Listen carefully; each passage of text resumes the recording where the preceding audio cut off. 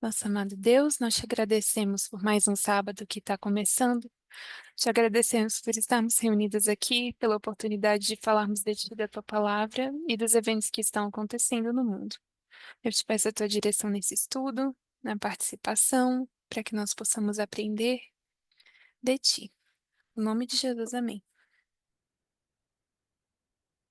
Bom, gente, hoje o que eu queria fazer era fazer uma revisão dos pontos principais de um estudo que foi dado já há alguns meses atrás, que eu acho que vocês lembram que a gente fez umas revisões sobre os estudos da Terry de Atos 27, a lei dominical.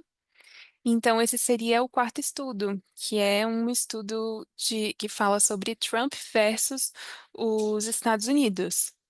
Alguém faz noção do que significa esse título, Trump versus Estados Unidos? Alguém sabe do que a gente está falando quando a gente fala essa frase? Se alguém tem alguma ideia. Carol, Oi. eu imagino que você está se referindo ao momento, deixa eu usar a palavra certa, o momento que os Estados Unidos está vivendo, que é ele guerreando contra ele mesmo. Se eu, não sei se essa é a resposta que você está procurando. Não, não é isso. É uma coisa mais específica. Gabriel, você levantou a mão. Sim, é um caso na justiça, um caso que foi decidido e tratado perante a Suprema Corte dos Estados Unidos. Exatamente. É sobre isso. É sobre isso mesmo. Lembra que a gente tem alguns outros casos que a gente já estudou, por exemplo, Roe versus Wade, né? Dobbs versus Jackson. Então, geralmente a gente tem tal versus tal para simbolizar um litígio que está acontecendo lá nos Estados Unidos. E esse foi um caso que aconteceu, que passou na Suprema Corte, como o Gabriel disse, em que Trump era o peticionário e a Suprema Corte tinha que julgar o seu caso. E sobre o que foi isso?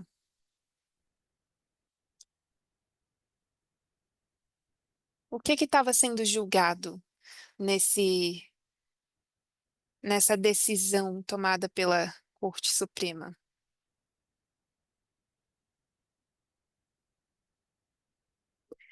Bom, antes de começar, eu gostaria de compartilhar com vocês alguns textos que eu achei bem importantes e interessantes que estão no Desejado de Todas as Nações,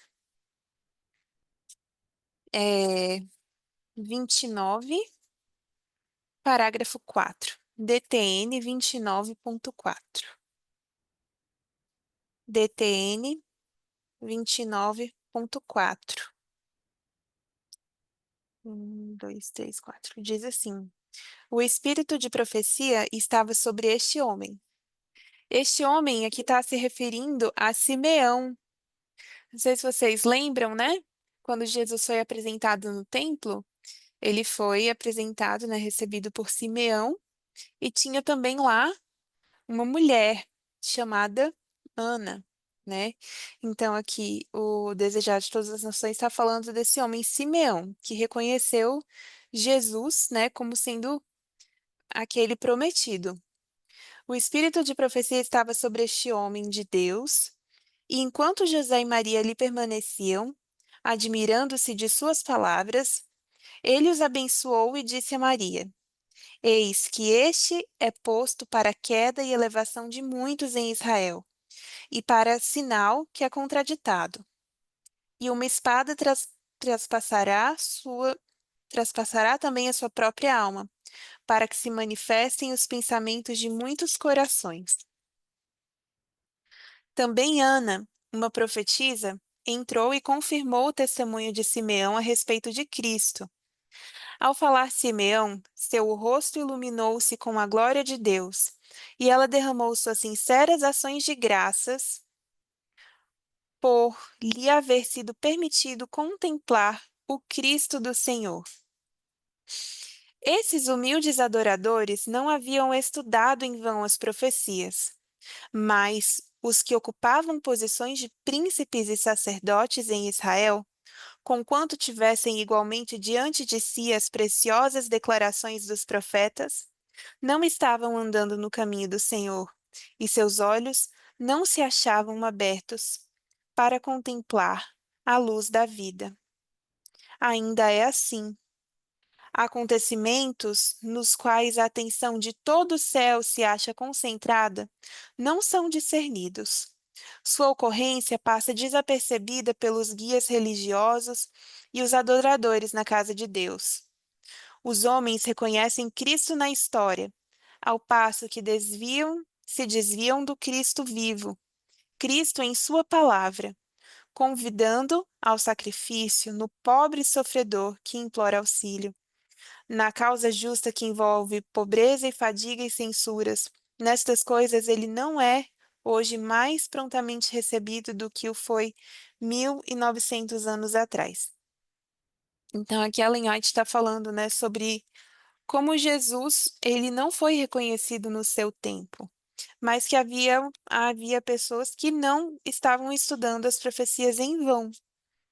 E que esses acontecimentos, imagina, Jesus sendo apresentado no templo, todo o céu estava contemplando, estava concentrado naquilo que estava acontecendo, e os líderes religiosos, eles não estavam discernindo, né, o cumprimento da profecia. E isso me faz pensar muito no momento em que nós estamos vivendo agora, porque muitos de nós aqui cresceu na igreja estudando profecia, ouvindo de um decreto dominical, e, e a gente vê como esse decreto dominical pode passar desapercebido, né? E, e continuando aqui a leitura, a gente vai lá para Desejado de Todas as Nações, página 33, parágrafo 3. Eu vou ler só a primeira frase. Esse capítulo aqui se chama Vimos a Sua Estrela.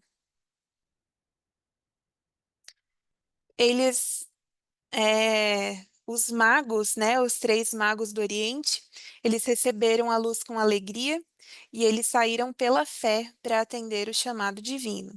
E a frase do 33.3, primeira frase, diz assim: A luz de Deus está sempre brilhando entre as trevas do paganismo. E mais para frente, diz assim, tá no 36.2. Agora, DTN 36.2. Se alguém tem já esse texto? Tá aqui no chat. Tá. Eu tô agora. Obrigada, amor. No chat, deixa eu ver. Esse era o 33.3 que eu acabei de ler. Agora eu vou ler 36.2. E entrando na casa, acharam o menino com Maria, sua mãe, e prostrando-se, o adoraram. Através da humilde aparência exterior de Jesus, reconheceram a presença da divindade. Deram-lhe o coração como a seu Salvador, apresentando então suas dádivas, ouro, incenso e mirra. Que fé a sua! Terceiro parágrafo depois desse, 36.6. Por meio dos magos, Deus chamara a atenção da nação judaica para o nascimento de seu filho. Suas indagações em Jerusalém, o despertar do interesse popular e o próprio ciúme de Herodes, que forçou a atenção dos sacerdotes e rabis, dirigiu os espíritos para as profecias relativas ao Messias e ao grande acontecimento que acabava de ocorrer.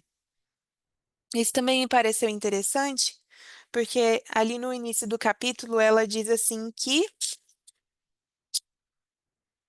a luz de Deus está sempre brilhando nas trevas do paganismo e que depois o que os magos fizeram com que a atenção eles chamaram a atenção da nação judaica para Jesus. Então a gente vê a atenção de alguém que estava, isso sendo causado por alguém que estava fora de Israel. Isso me faz pensar muito em, né, do que a gente tem visto, do que a gente tem estudado, de artigos, do jornalismo, né? Como Deus também usa esses instrumentos que estão fora, né, ali de Israel, fora dessa igreja, por assim dizer, para chamar a atenção para os eventos do de Jesus. Então, eu queria somente é, é, ter esse pensamento aqui com vocês antes da gente começar a fazer a revisão, porque eu achei muito legal, né? Ainda mais que a gente está chegando no Natal agora, né? É, então, vamos começar. Ahn, o Gabriel, ele falou que Trump versus Estados Unidos, na verdade, se tratava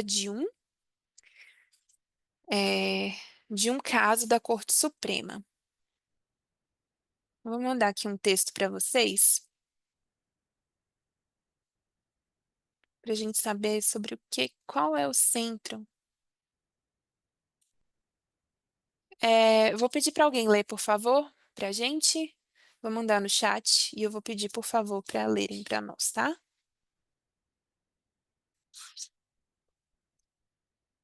Ah, pera, que tá muito grande. Rapidão.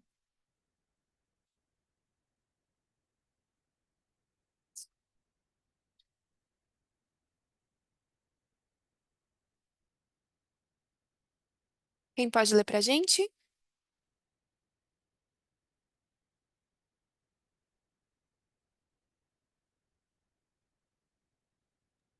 Eu posso.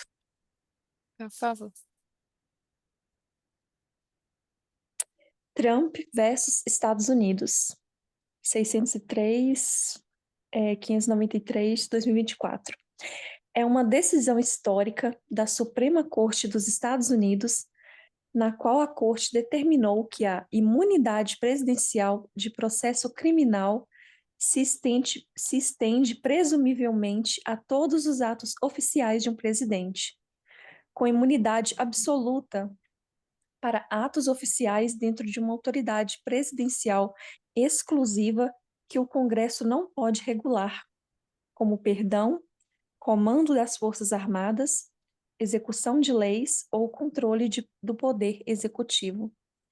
O caso decorre de um processo federal em curso para determinar se o então presidente Donald Trump e outros se envolveram em interferências eleitorais durante as eleições de 2020, incluindo eventos durante o ataque de 6 de janeiro de 2021 ao Capitólio dos Estados Unidos.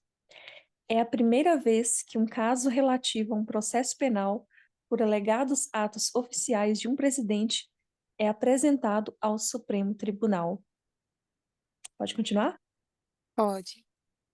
Em 1º de julho de 2024, o tribunal decidiu, numa decisão de 6-3, que os presidentes têm imunidade absoluta para atos cometidos como presidente no âmbito de sua competência constitucional principal, pelo menos imunidade presumida para atos oficiais dentro do perímetro exterior da sua responsabilidade oficial, e nenhuma imunidade para os atos não oficiais.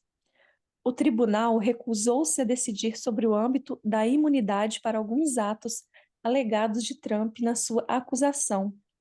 Em vez disso, anulou a decisão de recurso e remeteu o caso para o Tribunal Distrital para novos procedimentos. Uhum. O que você entende disso que você leu, Gi?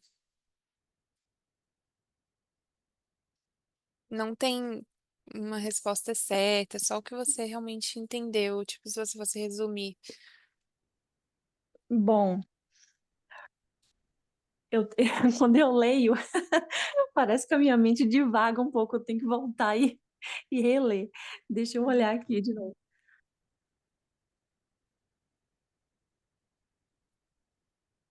Ai, meu Deus, o que eu fiz aqui?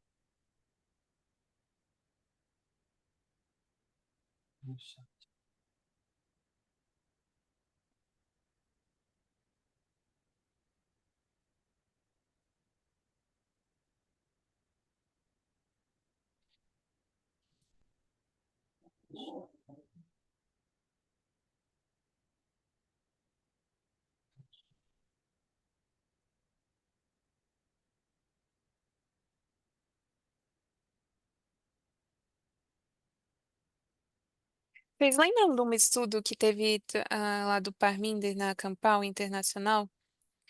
Que ele estava perguntando, colocou algumas pessoas lá na frente e ele perguntou para as pessoas quais eram os eventos de cada um desses marcos. Ah, se a gente for colocar a lei dominical, a gente vai ter aqui que a lei dominical é um Boston, né? Que no caso é uma porta em que coisas que vão acontecer vão escalar, vão aumentar. Isso vai culminar num alto clamor. Então, é o início de uma nova dispensação, né? E aí, lá na Campal, havia opiniões diferentes de quando seria essa lei dominical. Vocês lembram quais eram algumas opções de qual seria esse evento para a lei dominical? Alguém pode me dar uma das opções que as pessoas disseram?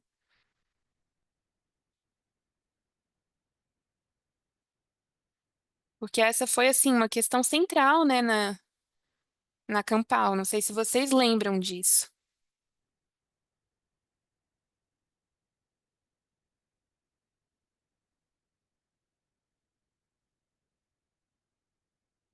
Ninguém lembra de nada sobre a lei dominical? O que poderia ser?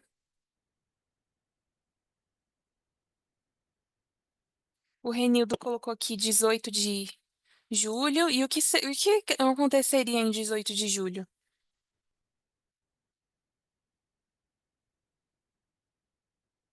Aham, a RNC, que é a Convenção Nacional Republicana.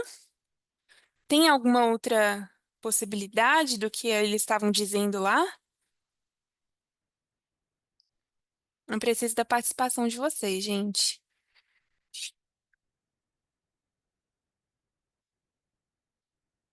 O Mati lembra. O que é que você diz aí, Matias?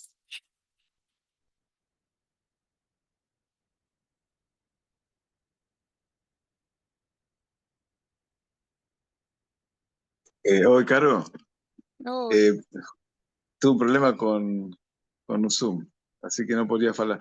Eh, Você falou sobre la data, porque tuve que ir embora y voltar. Las datas que falaban, Uhum.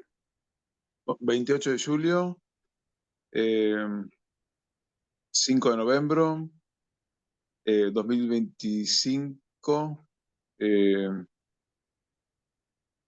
y acho que esas son las que lembro. Você lembra dessas opções que eles deram, né? Como se fosse assim, né? Algum momento em 2025, 18 de julho. E alguém 20 lembra 20 de janeiro, não é? 20 de de enero, sí. janeiro, quando o presidente ele seria, né? é, receberia, né? De fato, o título de presidente eleito. E no Exeter, o que que as pessoas estavam dizendo que poderia ser?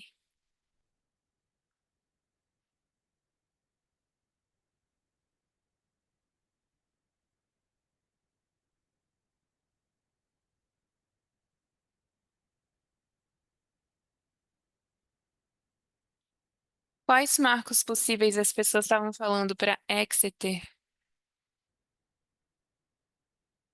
Seria a formalização, né, dessa previsão da mensagem. O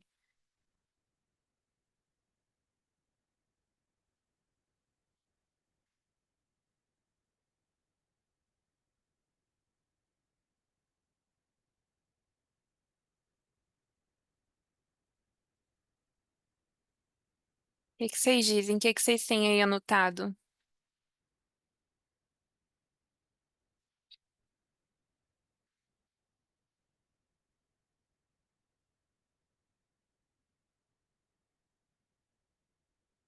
Tem no chat uma mensagem.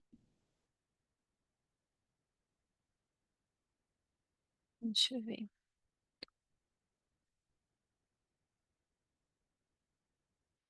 É que você teria a mensagem da Terry?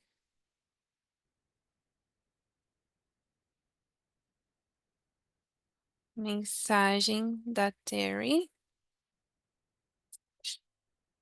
Que no caso ela teria dito que a lei dominical seria na Convenção Nacional Republicana, ela apresentou, teve um intempérie e ela foi repetida. Exato.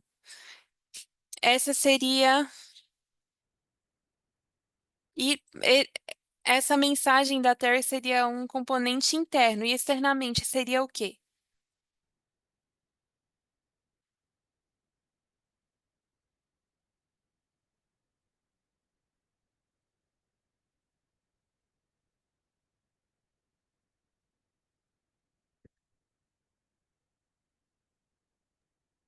O 30 de maio, 30 de maio? O que que aconteceu em 30 de maio? eh, que a Corte Suprema le da inmunidad allí, que es lo que leímos recién. Uhum. Tem mais algum evento que vocês escutaram ou que eles disseram?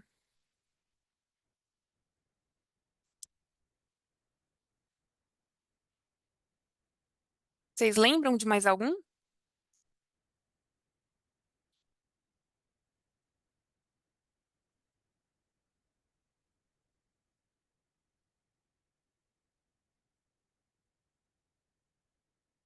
Tá. Então, eu acho que a gente vai ter que fazer nossa revisão, né, desses estudos,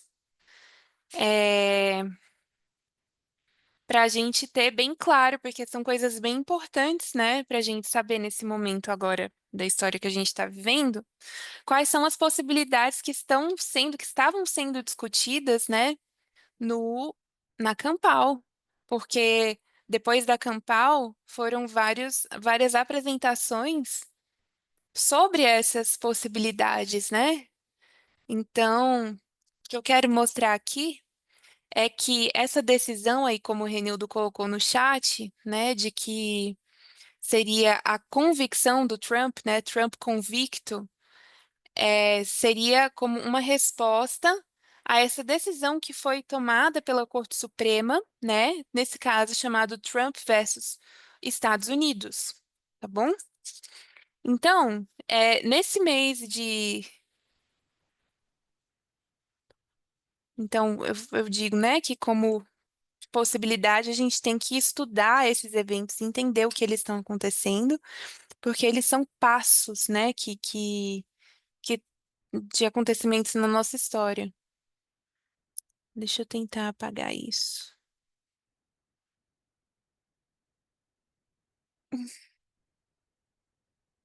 Shhh, peraí, tá, pronto. Então, nesse estudo da Terry, ela fala sobre uma sequência de eventos, né, que acontecem em julho. E para abrir julho, começando julho, dia 1º de julho, a gente tem a decisão do caso Trump versus Estados Unidos, que, como a Gisele leu, dá imunidade absoluta para atos oficiais, tá? Então, como a Gi estava lendo aí, né, de que se ele quiser perdoar alguém, ele pode perdoar alguém. Se ele quiser fazer, digamos, alguma coisa relacionada ao seu trabalho, né, como presidente, ele está imune, ele não precisa estar se preocupando de que ele vai ser é, processado por alguma coisa por algum ato que ele tomou sendo presidente dos Estados Unidos. Dia 2 de julho, o congressista democrata, o primeiro congressista democrata, pede para que Biden dê um passo atrás, para que ele se retire da corrida, para que ele se retire da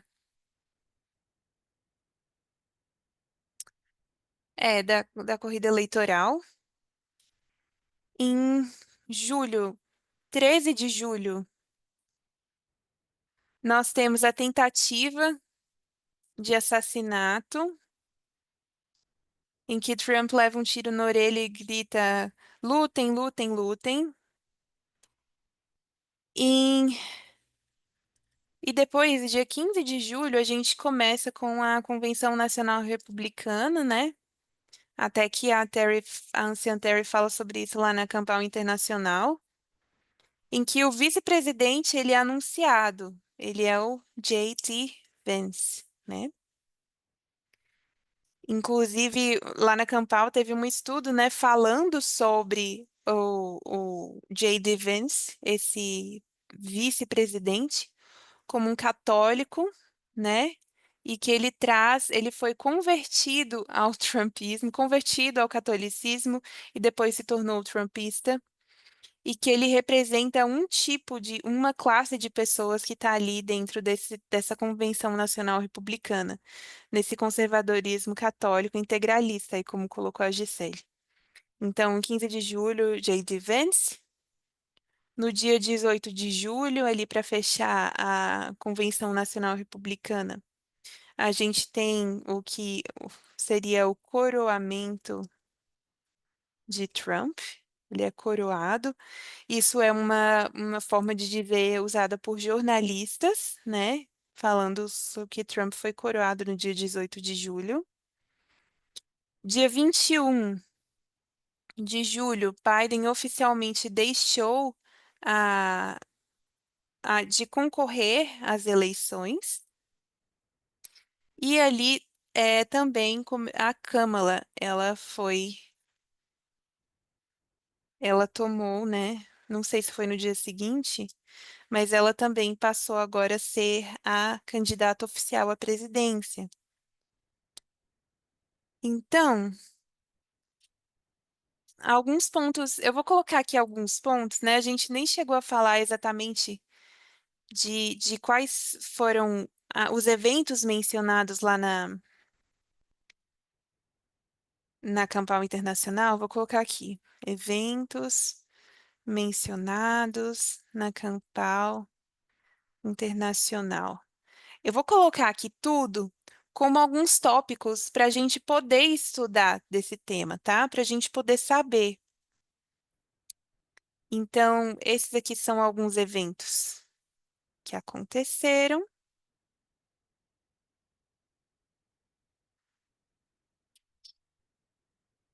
Aí, Júlio. Opa. Aqui depois a gente tem um artigo que eu acredito que foi traduzido. Esse é um mundo de homens, que fala sobre o sexismo dentro da Convenção Nacional Republicana.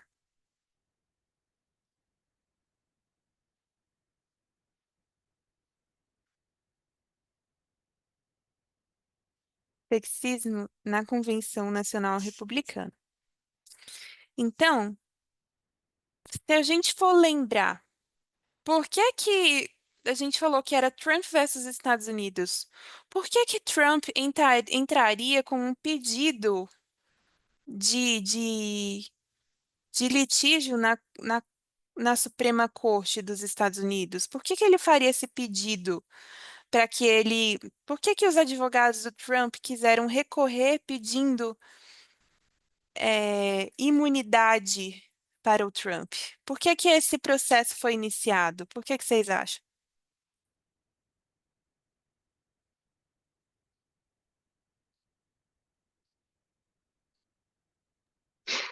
Não posso falar? Claro. Assim, Trump fez várias coisas altamente questionáveis, não? Temos, por exemplo, os eventos no 6 de janeiro, onde foi invadido o Capitólio, onde foram ameaçadas de morte pessoas da legislativa. Enfim, foi altamente violento e Trump estava lá no meio, né, fazendo, basicamente, animando o povo para fazer isso mesmo, né? Uhum. E, enfim, rolou todo esse processo, já foram várias pessoas da cadeia, mas ainda não está respondido, né, qual exatamente o envolvimento de Trump, já teve muitos depoimentos, né? Então, isso é altamente antidemocrático, não? Estado de Direito, etc. Não? Uhum. Então, isso me vem à mente. Isso mesmo. Inclusive, eu lembro que você já apresentou algumas coisas, né, sobre esse tema, sobre algumas das acusações contra Trump, né, de que ele foi, por exemplo, teve o caso da Stormy Daniels, teve o caso da, daquela ligação que ele fez para o governador da Flórida, falando para ele encontrar alguns votos para ele, né? Que mais? É, Sim, o da Stormy Daniels, que ele teria usado recursos no fundo partidário para campanha, né, para basicamente para pagar essa atriz para não falar sobre o caso que tiveram, né? exatamente. Então, os advogados de Trump, eu coloquei aqui então mais um tópico para que a gente precisaria, né, saber, para a gente poder pesquisar e tal. Quais são as acusações contra Trump? Isso é uma coisa que já foi mencionada algumas vezes nos estudos aqui, né? Então, ele tinha 4 acusações principais. Vou colocar aqui. São 4 principais que a gente deveria saber.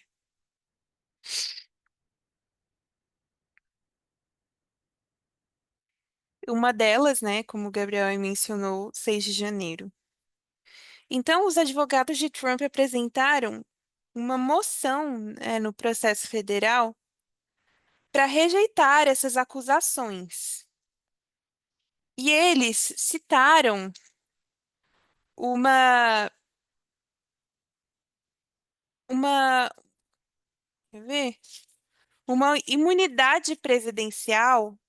Eles estavam pedindo por uma imunidade presidencial, falando de um caso que aconteceu anteriormente nos Estados Unidos, né, que também foi uma decisão da Corte Suprema, que é Nixon versus Fitzgerald.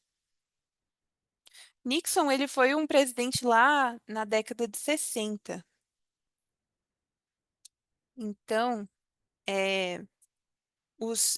nesse caso, alguém sabe o que que aconteceu, né, nesse caso, nessa decisão da Corte Suprema? Alguém lembra? Ou alguém já ouviu falar? Se ninguém lembrar, posso dar um resuminho. Pode, por favor. Eu sou muito a favor de participações. Se tratou de um funcionário do Exército, né, que durante a presidência de Nixon foi demitido por, até onde eu sei, razões administrativas, não sei exatamente o Uhum, motivo que foi demitido. E por Nixon, o presidente ser o comandante, né, do exército norte-americano, esse, não sei se foi um general, assim, ele processou, né, o Trump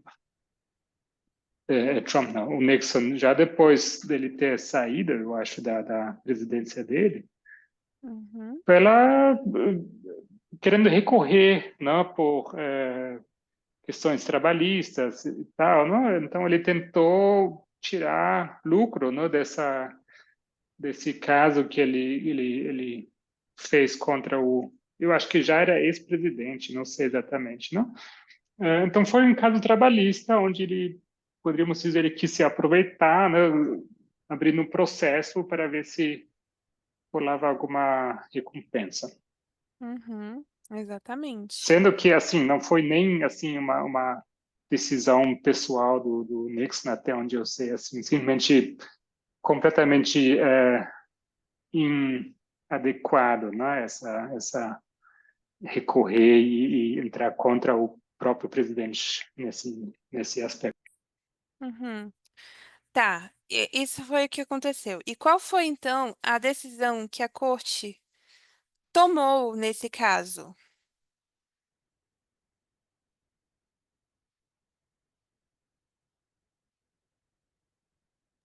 Decidiram a favor do presidente Nixon, basicamente dando imunidade, né, que não tem como entrar em processo contra um presidente nesse contexto. Uhum. E tem aqui no chat também. A Gisele colocou. A corte concluiu que o presidente tem direito à imunidade absoluta de responsabilidade por danos baseada em seus atos oficiais, né? Então, por atos oficiais, um presidente não deveria ser processado, não deveria sofrer, né, nenhum tipo de litígio. E teve uma frase que foi bastante conhecida, né, e citada por Nixon e nessa era, de que quando um presidente o faz, isso não é ilegal. Então, se o presidente fez, isso não é ilegal. Só que o que acontece? O Nixon, ele estava na competência de chefe e ele demitiu alguém, né? Só que assim, o contexto em que essa decisão foi tomada foi um contexto de guerra civil, em que estava havendo muitos protestos contra a guerra do Vietnã, e Nixon queria parar esses processos. Então, foi bastante. Veio a calhar que que ele recebesse, né, essa proteção por parte da Corte Suprema, de que ele não seria processado por algum ato oficial que ele fizesse. Agora, demitir alguém é algo criminoso? Por mais que possa ser desagradável para a pessoa que está sendo demitida, demitir alguém não se trata de algo criminoso, né? E essa é uma grande questão quando a gente vai comparar Nixon versus Fitzgerald com Trump versus Estados Unidos. Porque, no caso de Trump, a gente realmente estava falando de coisas ilegais, por exemplo, incitar o ódio, incitar que as pessoas façam invasão do Capitólio, isso é ilegal, um ataque contra a democracia. Por exemplo, fazer falsidade fiscal para encobrir o pagamento para uma ex-atriz pornô. É um ato criminoso. Pedir votos para o governador do estado, votos que não existem, isso é um ato criminoso também. Então, a gente está usando dois pesos e duas medidas, né? Porém, esse foi um caso usado pelos advogados de Trump para pedir por, por imunidade absoluta para atos oficiais. Então, eles pediram para um departamento de justiça, e esse departamento de justiça disse não, que isso era ilegal, que era criminoso e que não havia precedente legal ou constitucional para que eles pudessem conseguir imunidade para os atos de Trump. Isso aconteceu numa corte federal. E depois disso, a gente vai passar para uma corte distrital. Então, essa primeira corte federal disse que não havia precedentes nem constitucionais, nem precedentes legais para que Trump recebesse imunidade absoluta para os seus atos oficiais. Então, eles passaram agora para um júri, para um distrital. Agora eles passaram um caso num júri distrital. E esse júri distrital era uma juíza chamada Tânia Shuktan. E ela disse: presidentes não são reis. Essa foi a frase dela. Presidentes não são reis. Os advogados de Trump, então, fizeram um apelo. Eles apelaram para o circuito de outra corte no Distrito de Colômbia. E nesse Distrito de Colômbia, eles se encontraram com 3 juízas. Eu não sei se eu estou escrevendo certo, mas são essas 3 juízas: a J. Michelle Childs, a Florence Y. Penn e a Karen Henderson. E elas escreveram uma resposta de 57 páginas, per curiam. Essa expressão per curiam significa que é uma decisão muito importante que foi tomada em unidade, que elas estavam falando em uníssono nessa decisão. E elas dizem: hoje nós afirmamos essa negação. E alguns estudantes de lei disseram que esse foi a análise mais fidedigna da Constituição para dizer que não existe não se assegura imunidade diante da Constituição dos Estados Unidos. Isso não existe. Então, elas dissentiram, essas 3 mulheres. Então, elas mostram que essa imunidade presidencial absoluta iria colapsar o sistema de poderes separados, porque iam colocar o presidente acima dos outros poderes, né? Então, eles iam colocar o poder do presidente acima do poder legislativo, do poder judiciário. Agora, a Corte Suprema dos Estados Unidos também foi acionada. Os advogados do Trump não pararam. E eles decidiram o contrário do que essas cortes federal, distrital, a Corte do Distrito de Colômbia decidiram. Eles decidiram que Trump ele tem o direito a grandes níveis de imunidade, de ser livre de processos legais contra ele, criminais, para qualquer ato oficial. Então, imunidade para atos oficiais. E essa foi uma decisão de 6 contra 3. E adivinha quem, né? As 3 que nós tivemos os 6 juízes conservadores, que eram 5 homens, mais a Amy Coney Barrett. E nós também tivemos as que dissentiram, que foram quem? Vocês lembram? Pelo menos o nome de uma dessas que estiveram contra lá na Corte Suprema? A Sônia Sotomayor. Exato. A Sônia Sotomayor. Além disso, quem mais? A Elena Kagan. Que E tem de Jackson Brown. Isso, exato. Jackson Brown. Então, são essas juízas que disseram que não concordaram com essa decisão da Corte Suprema dos Estados Unidos versus esses 5 homens, né, conservadores, mais a Amy Coney Barrett. E tem uma coisa aqui, né, que a Amy Coney Barrett, ela ficou do lado a favor da imunidade para o Trump, mas eu coloco aqui uma estrelinha porque, na verdade, ela discordou da metodologia que eles usaram para chegar a essa conclusão. Então, ela chegou à mesma conclusão que eles, mas discordou de sua metodologia.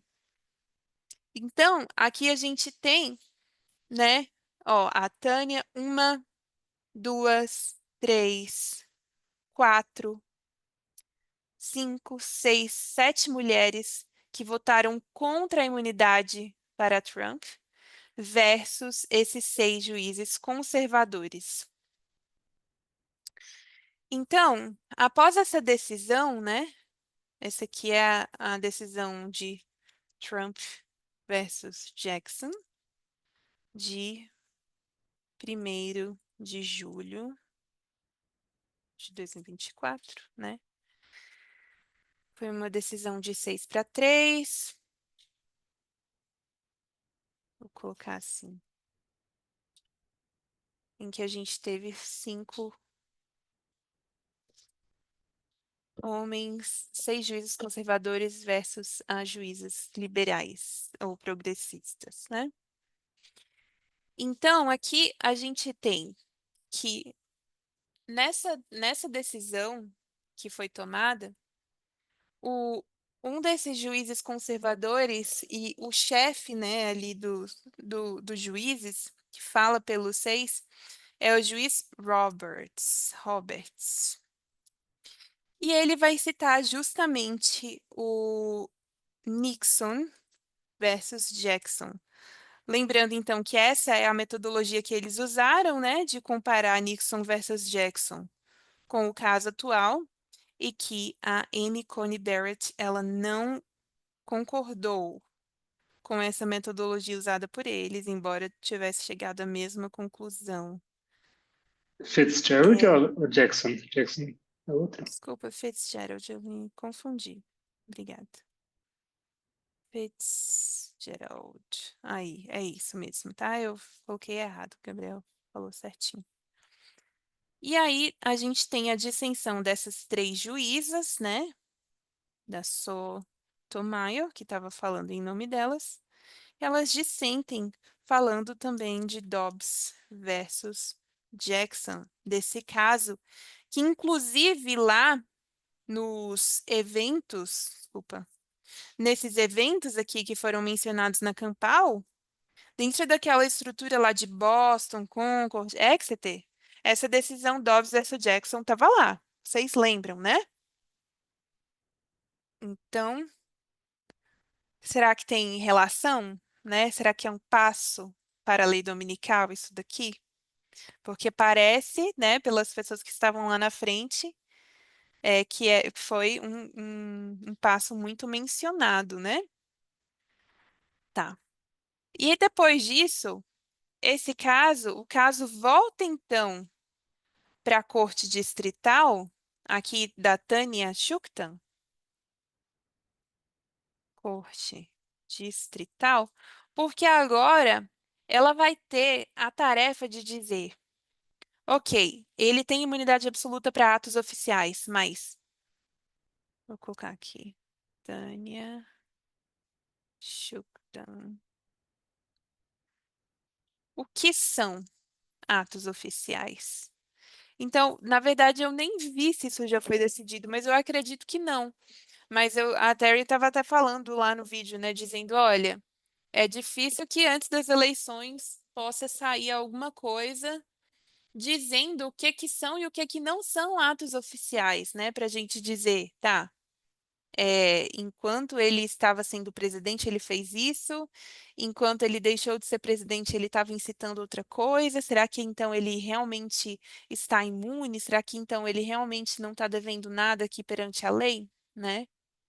Então, isso é uma coisa que precisa ser definida, é um processo demorado, né? Muito delicado. Então, aqui a gente tem essa dissensão da Sotomayor, que foi traduzida, inclusive está íntegra, né? essa dissensão, essa discordância que foi feita por essas juízas está traduzido lá no grupo de artigos, né?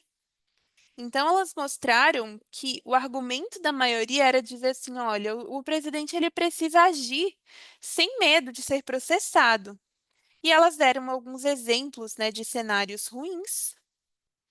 É, E o que que elas falam aqui, né? Deixa eu pegar aqui um. Eu não sei se vai apagar o quadro se eu for compartilhar a tela com vocês. Eu vou enviar pelo chat um trecho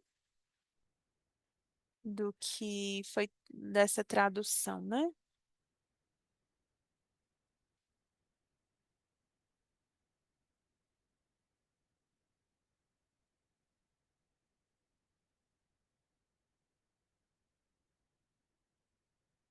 É, rapidinho, gente.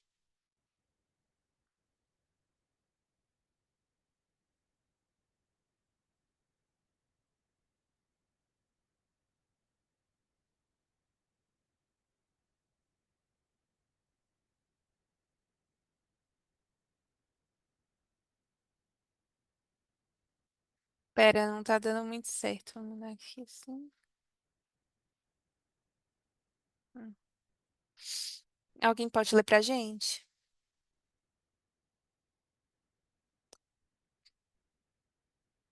Olhando para além do destino desse processo em particular, as consequências de longo prazo da decisão de hoje são gritantes. A Suprema Corte cria efetivamente uma zona livre de leis em torno do presidente, perturbando o status quo que existe desde a fundação. Essa nova imunidade de atos oficiais agora está à espreita como uma arma carregada para qualquer presidente que deseje colocar seus próprios interesses, sua própria sobrevivência política ou seu próprio ganho financeiro acima dos interesses da nação.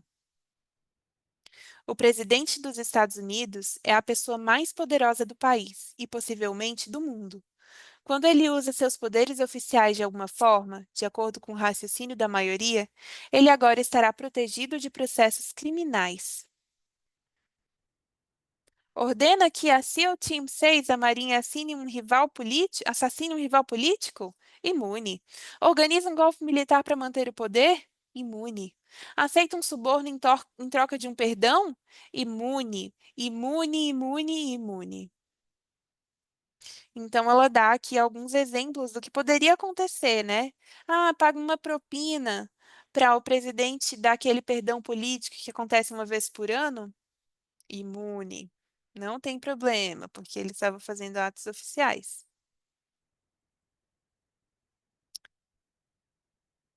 Vou mandar mais aqui.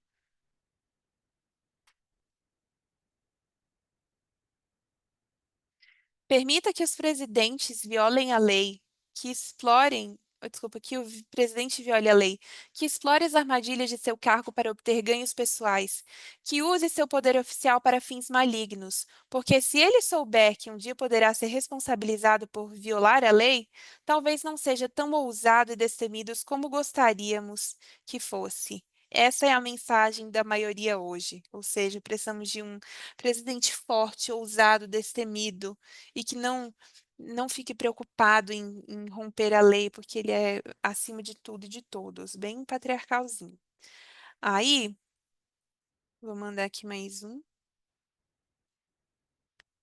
Todos esses são trechos aqui da Eu dissensão, né? posso ler se você quiser, tá?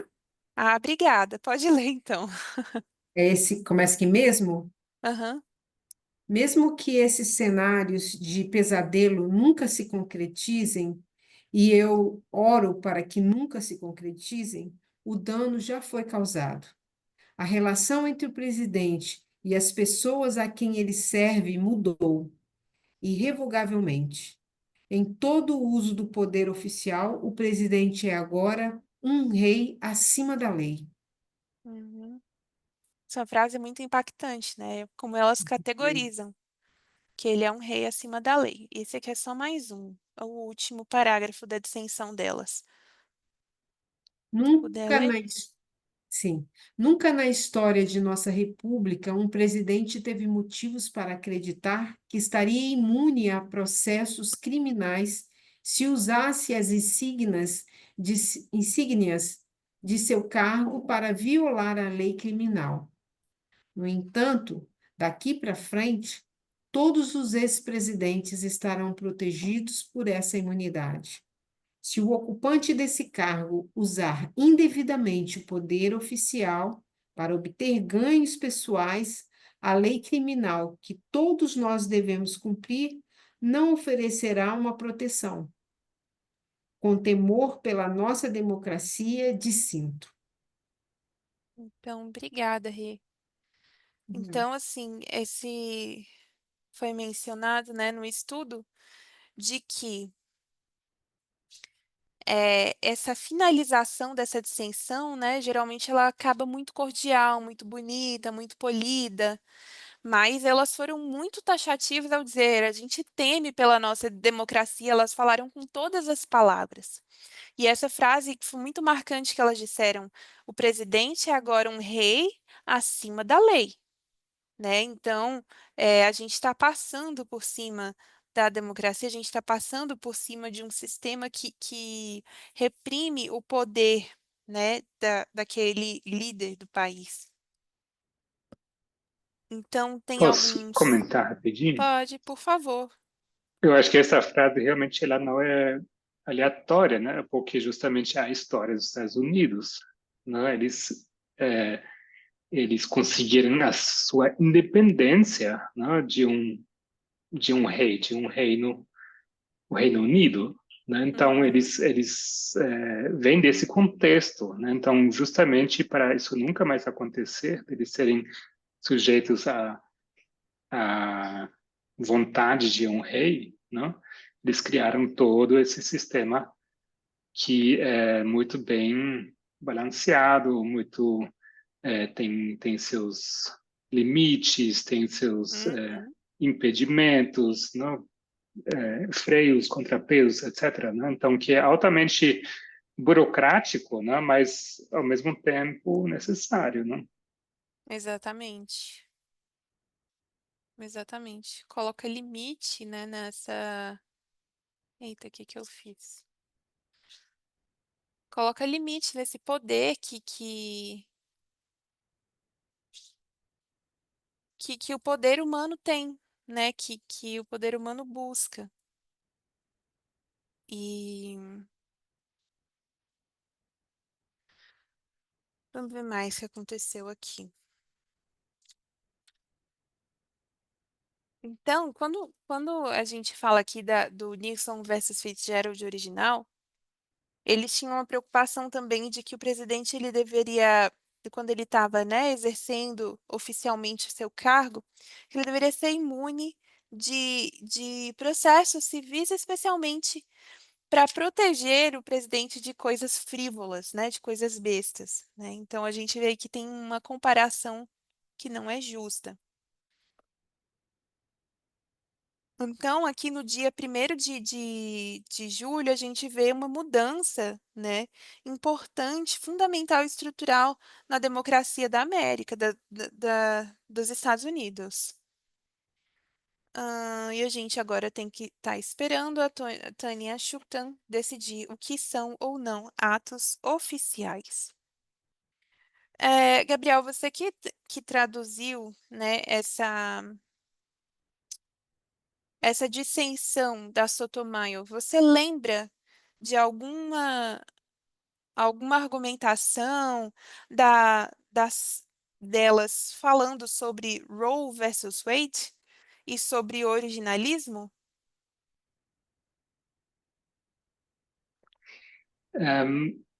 Vagamente, o que eu no originalismo, o que elas basicamente fazem é desmontar todos os argumentos citados pela maioria, não? Elas basicamente pegam os exemplos e mostram como são exemplos mal aplicados. Agora, sobre Roe versus Wade, Eu não tenho certeza. Eu lembro de outro contexto que, de fato, o caso Roe versus Wade é um caso relativamente fraco. Ele nunca foi uma decisão muito adequada para a questão do aborto, porque se trata, né, da proteção da privacidade, né? Então, não é assim é basicamente um meio para chegar a esse fim de garantir o direito ao aborto, mas não foi um caso que tratou dessa questão em si, né? Foi uma questão acerca da privacidade, né? Que a pessoa teria. Hum. Elas mencionam. Eu vou falar para vocês que eu entendi, porque eu acho que eu não entendi tão na profundidade assim. Mas esses juízes conservadores, eles tendem a usar, né, esse originalismo nas suas decisões. Essa questão do originalismo, acho que já foi mencionada em vários estudos também. Originalismo. E o originalismo, ele leva em conta o texto, o que está escrito, leva em conta a história e leva em conta também os precedentes. Então, eles pegaram esse caso aqui de Nixon versus Fitzgerald para dizer, olha, isso aqui é o nosso precedente, nossa história. Só que a Sotomayor, ela, exatamente, usam quando convém, né? Exatamente, como o Gabriel colocou aí. É, ela, ela fala sobre essa derrubada de Roe versus Wade, né? Com Dobbs versus Jackson. Por quê? Eles diziam: olha, não existe isso de direito ao aborto na Constituição dos Estados Unidos. Nós somos originalistas, olha aqui a nossa Constituição como ela é. Não existe isso. Então a gente pode derrubar Roe versus Wade e cada estado vai decidir por si mesmo como é que vai ser. Porque não está escrito na Constituição dos Estados Unidos.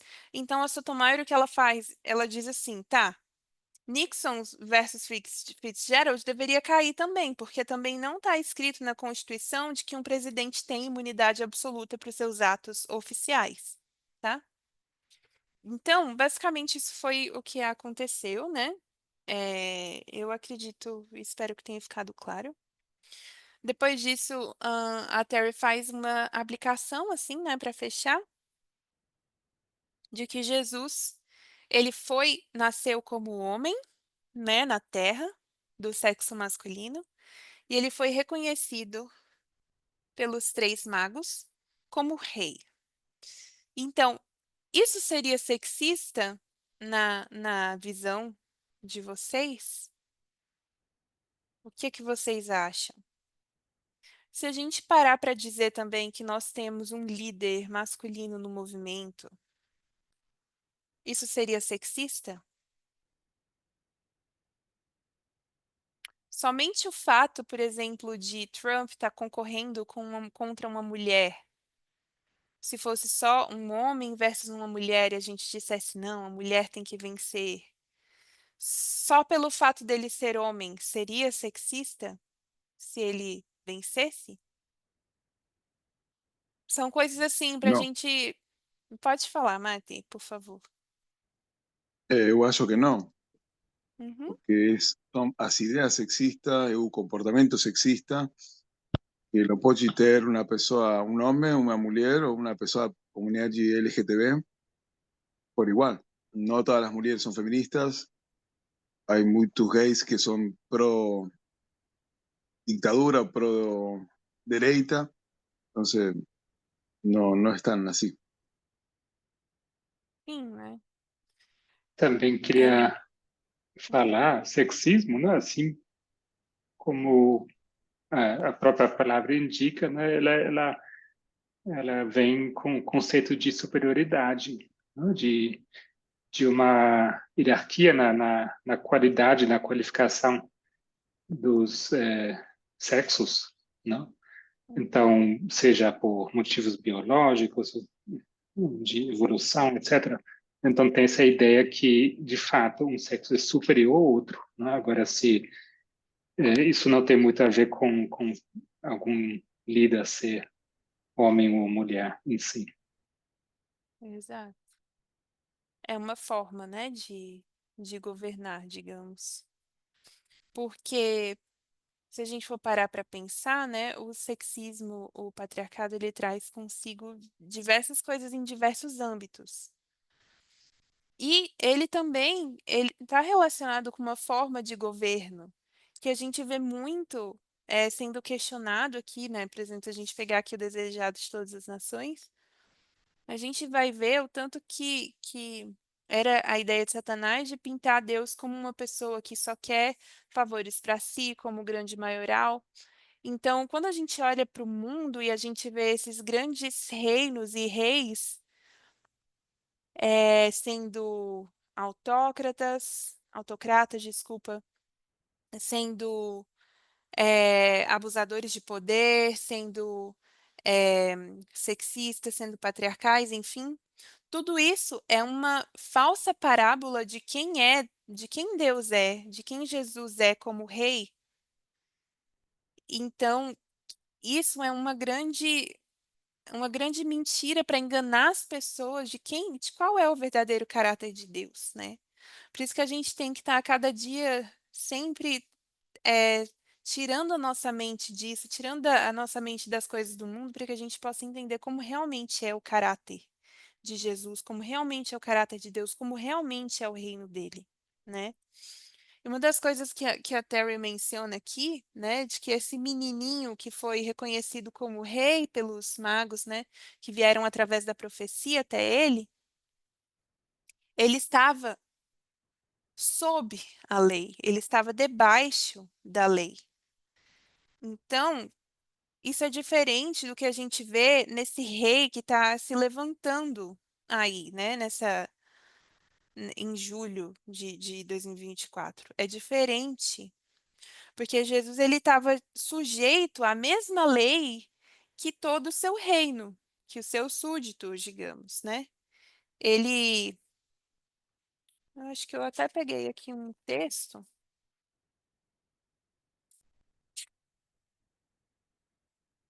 Deixa eu ver aqui rapidinho, tá? 29.4.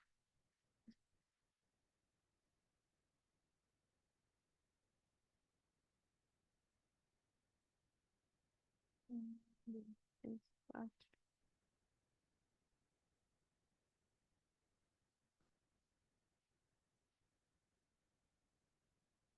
Ah, é o Desejado de Todas as Nações 12.4. DTN 12.4.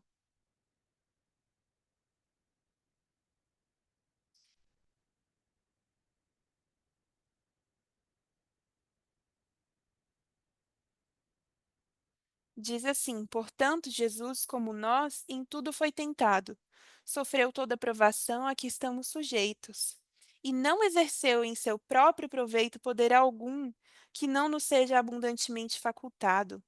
Como o homem enfrentou a tentação e venceu-a no poder que lhe foi dado por Deus. Diz ele: deleito-me em fazer tua vontade, ó Deus meu, sim, a tua lei está dentro do meu coração.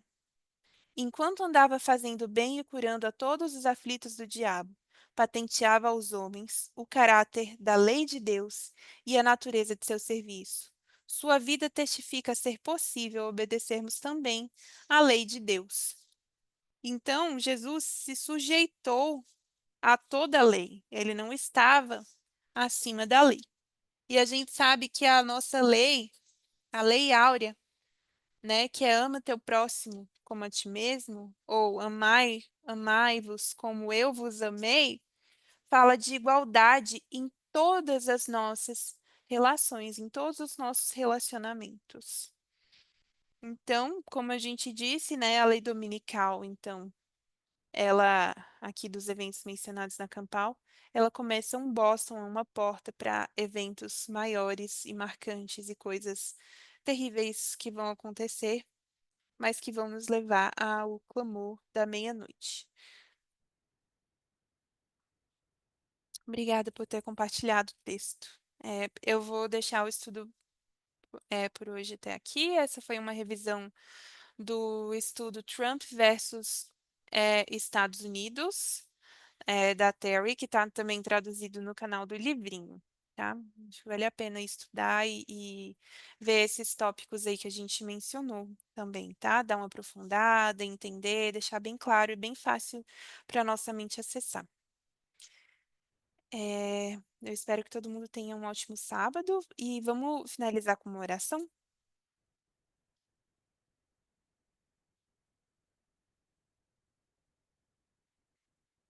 Querido Deus, muito obrigada, Senhor, por teu imenso amor por nós, por nos mostrar do teu caráter e de quão contrastante é isso que nós estamos vendo diante de nós. Que o Senhor nos dê discernimento, que o Senhor nos ajude a estudar as profecias não em vão, mas para contemplar realmente as coisas que o Senhor tem feito, os eventos e Jesus. Que o Senhor esteja conosco nesse sábado, que o Senhor abençoe a cada pessoa que está aqui presente. E eu te peço, meu Deus, que o Senhor nos abençoe com também o teu caráter, também com o teu amor. No nome de Jesus, amém.